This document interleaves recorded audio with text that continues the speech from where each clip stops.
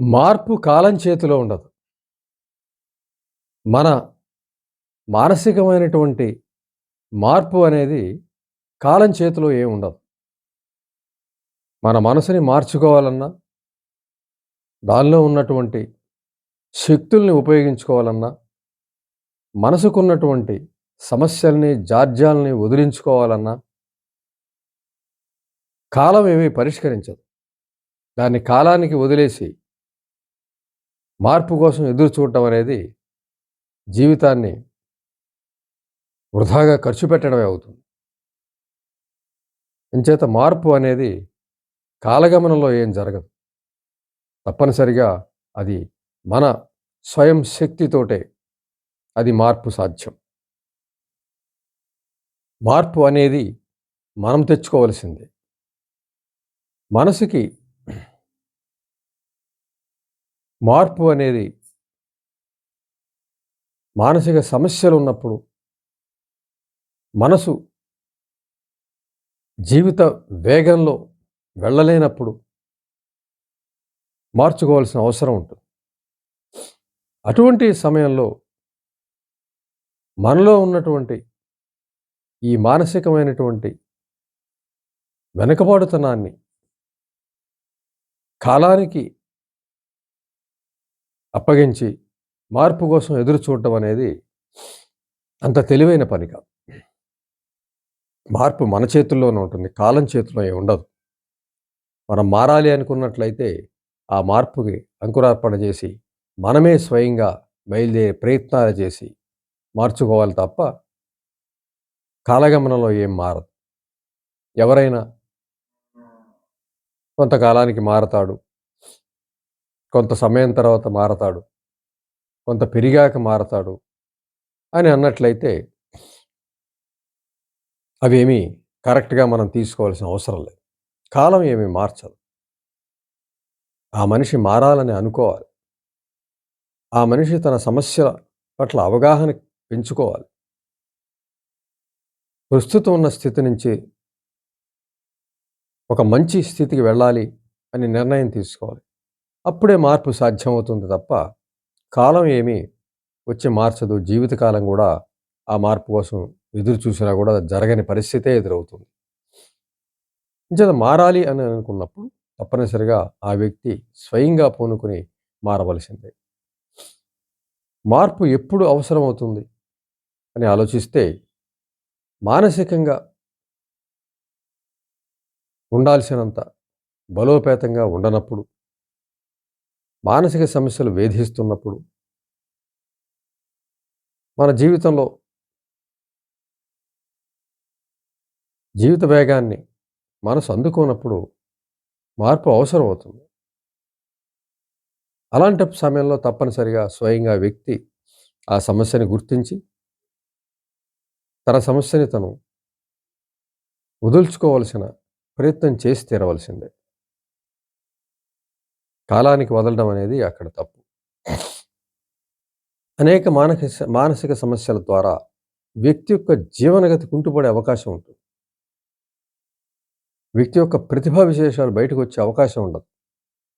వ్యక్తి మానసిక శక్తులు వ్యక్తే ఉపయోగించుకునే పరిస్థితి ఉండదు. ఇవి అడ్డుపడుతూ ఉంటాయి. ప్రతిభకు అడ్డుపడుతూ ఉంటాయి. అతనిలో ఉన్న శక్తులకు అడ్డుపడుతూ ఉంటాయి. ఈ మానసిక సమస్యలు మనకి బాల్యంలోనే ఏర్పడడం అనేది మనందరికీ తెలిసినటువంటి విషయమే. కుటుంబ నేపథ్యంలో తల్లిదండ్రుల పెంపకంలో అనేక మానసికమైనటువంటి సమస్యలు మనకి రావటం అనేది మనం చూస్తాం. ఎలాగైతే శారీరకమైనటువంటి పోలికలు, శారీరక ఆరోగ్యకరమైనటువంటి ఆరోగ్యం, అనారోగ్యానికి సంబంధించిన పోలికలు, అలాగే మానసికమైనటువంటి మంచి లక్షణాలు, చెడు లక్షణాలు కూడా మనం కుటుంబం నుంచి రావటం అనేది మనం గమనిస్తాం. ఏవైతే మన జీవిత గమనానికి బాగున్నప్పుడు, మన జీవితాన్ని బాగా నడిపిస్తున్నప్పుడు, వాటి వేగంలో మనం వెళ్తున్నప్పుడు పర్వాలేదు. జీవితం సంతోషంగా గడపడం అనేది ఓకే. కానీ ఎప్పుడైతే ఆ జీవిత గమనం నెమ్మదిస్తుందో, అప్పుడు మనం ఈ సమస్యల నుంచి బయటపడాల్సిన అవసరం ఉంటుంది. ఈ సమస్యలను ఎదిరించాల్సిన అవసరం ఉంటుంది. అక్కడ మనము కాలాన్ని చూసి కాలానికి వదలడం అనేది అంత కరెక్ట్ కాదు. ఎంచేతంటే కాలం పరిష్కరించదు. వ్యక్తే పరిష్కరించుకోవాలి.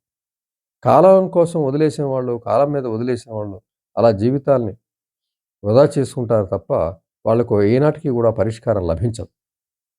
కాబట్టి ఏవైతే మన జీవితంలో మనకి సమస్యలుగా పరిణమించాయో, మన ఉన్నత జీవితానికి కానీ, మన సంతోషకర జీవితానికి గానీ అడ్డుపడుతూ ఉన్నాయో, వాటిని మనమే పరిష్కరించుకోవాలి. కాలం పరిష్కరించదు అనే నిర్ణయానికి ఖచ్చితంగా వచ్చి తీరాలి. ఏదైనా మనకి మార్చుకునే అవకాశం మానసికంగా ఉన్నది. సైకాలజీ ఆ సహాయం చేస్తుంది. మానసిక శాస్త్రం ఆ దారి చూపిస్తుంది. అది ఈ రోజున సాధ్యం. అవే సమస్యలతో, అవే చికాకులతో ఉండాల్సిన అవసరం లేదు. అయితే వ్యక్తి ఆ నిర్ణయం తీసుకోవాల్సిన అవసరం ఉంటుంది. వ్యక్తి నిర్ణయం తీసుకొని ఖచ్చితంగా ఒక ఇష్టంతో రోజూ దాన్ని బయటపడాలనే ఒక ఎరుకుతోటి కృషి చేసినట్లయితే తప్పనిసరిగా ఆ సమస్య నుంచి బయటపడొచ్చు. మనసుకు సంబంధించిన ఏ సమస్య అయినా సరే దాని నుంచి బయటపడే అవకాశం ఉంది. మనం చెప్పుకున్న కుటుంబ నేపథ్యం నుంచి వచ్చిన అనేకమైనటువంటి మానసిక సమస్యలు జీవిత గమనంలో అడ్డుపడుతూ ఉంటాయి, ఎదగనివ్వకుండా ఉంటాయి.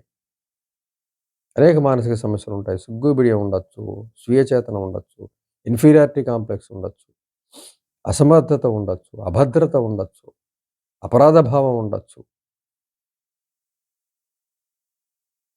ఈ రకమైనటువంటి మానసిక సమస్యలు మనం వ్యక్తి తాను స్వయంగా కనుగొనాల్సిన అవసరం ఉంటుంది. సమస్య తెలియకుండానే జీవితం గడిచే అవకాశం కూడా ఉంటుంది. కానీ వ్యక్తే స్వయంగా సమస్యను తెలుసుకోవాల్సిన అవసరం ఉంటుంది. తాను నలుగురితో సమానంగా లేనప్పుడు, తను వెనకబడుతున్నానని తెలుసుకున్నప్పుడు, తనలో లోపం ఏదో ఉందని అనిపించినప్పుడు తప్పనిసరిగా దాన్ని వెంటాడి, దాన్ని వెనకబడి వాటిని తెలుసుకోవాలి. తెలుసుకోవడానికి సాహిత్యం ఉపయోగపడుతుంది. వ్యక్తిత్వ సాహిత్యం ఉన్నది. ఆ వ్యక్తిత్వ వికాస సాహిత్యంతో తెలుసుకోవచ్చు. సైకాలజిస్ట్‌ని అప్రోచ్ అయితే అనలైజేషన్‌లో ఆ మానసిక సమస్య తెలుస్తుంది. దాన్ని జయించడానికి మార్గాలు తెలుస్తాయి. వాటిని ఉపయోగిస్తూ ఈ మానసిక సమస్య నుంచి బయటపడొచ్చు. అంచేత ప్రతి వ్యక్తి కూడా సంతోషంగా, ఆనందంగా జీవించడానికి తగ్గ వాతావరణం మానసికంగా సృష్టించుకోవచ్చు. సంపద అనేది ఫిజికల్‌గా మనకి శారీరక సౌఖ్యానికి, శారీరకమైనటువంటి సుఖాలకి ఉపయోగపడుతుంది. కానీ మానసికమైనటువంటి సంతోషానికి, ఆనందానికి మానసిక వనరులే అవసరం. అవి వ్యక్తే తను ఉద్ధరించుకుని వాటిని తన సొంతం చేసుకోవాల్సిన అవసరం ఉంటుంది. అందుగురించి ఈ విషయంలో బాధపడుతూ మానసిక సమస్యల బారిన పడుతూ కాలమే మార్పు తెస్తుందని, ఆ కాలం కోసం ఎదురు చూస్తున్నానని, ఎంత ప్రయత్నించినా జరగట్లేదని, ఇలాంటి నిర్ణయానికి రావడం తప్పు. ప్రయత్నిస్తే ప్రయత్నం పూర్తిగా మనసా వాచా కర్మణ 100% మనసు పెట్టి, 100% శ్రమ పెట్టి కృషి చేసినట్లయితే ఎటువంటి మానసిక సమస్య నుంచైనా బయటపడొచ్చు. అది ఖచ్చితం. అంచేత వ్యక్తి స్వయంగా తన జీవిత గమనాన్ని చూసుకొని, తను సంతోషంగా ఉన్నాడా? తను అభివృద్ధి పదంలో వెడుతున్నాడా? తను ఉన్నత స్థితిలోనే ఉంటున్నాడా? ఇవన్నీ కూడా గమనించుకొని, అవి లేనప్పుడు ఒక తరగతిలో ఉన్నాడు. తను అందరితో పాటు సమానంగా ఉన్నాడా? లేదా? అనే విషయాన్ని గమనించుకుంటే విద్యార్థికి తెలుస్తుంది. ఒక ఆఫీసులో ఉద్యోగి అయితే మిగిలిన వాళ్ళతో కంపేర్ చేసుకొని తన స్థితిని తెలుసుకున్నట్లయితే తన మానసిక సమస్య తెలుస్తుంది.